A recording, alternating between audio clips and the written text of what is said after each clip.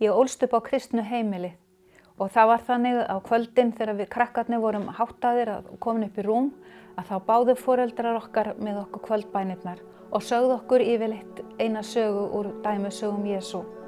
Og ég man eftir því hvað sagan góða hirðin hafði djúp áhrif á mig. Sagan hirðin sem var að gæta 99 sauða, svo viltist eitt lambið í burtu og þessi hirðir hann fór til þess að leita að litla lambinu. Og þegar hann fann lambið þá tók hann það og lagði það í fang sér og bar það heim í hópinn. Og þessi mynd af góða hirðinum, hún hafði svo djúpstæð áhrif á mig sem barn að ég man eftir því að ég setti sængina yfir höfuðið og sagði: mig langar til þess að vera eins og litla lambið í fangin á Jesú allt mitt líf. Það var mín fyrsta bæn frá hjartanu.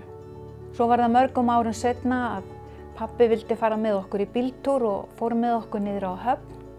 Og þegar við komum þangað þá vildi pabbi fara út og skoða skipin, en ég vildi ómögulega fara út úr bílnum því ég var svo hrædd að detta niður Raufarnar.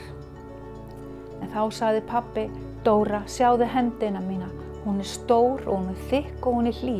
Legðu nú litlu hendina þína í stóra lófan minn. Og þetta gerði ég og pabbi hann tók þéttingsfast utan litlu hendina mína og ég fann þarna þessa miklu öryggiskennd og gat farið út að labba með honum á höfninni. Þannig hef ég lagt líf mitt í hendi Guðs. Ég get treyst honum og ég trúi á hann og fel honum allt í mínu lífi. Og ég hef þannig lagt líf mitt í Guðs hendur og ég trúi og treysti á hann og það er svo gott að mega fela honum alla hluti.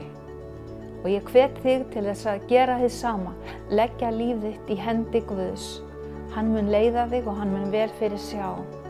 Hann mun ekki sleppa þér hendinni.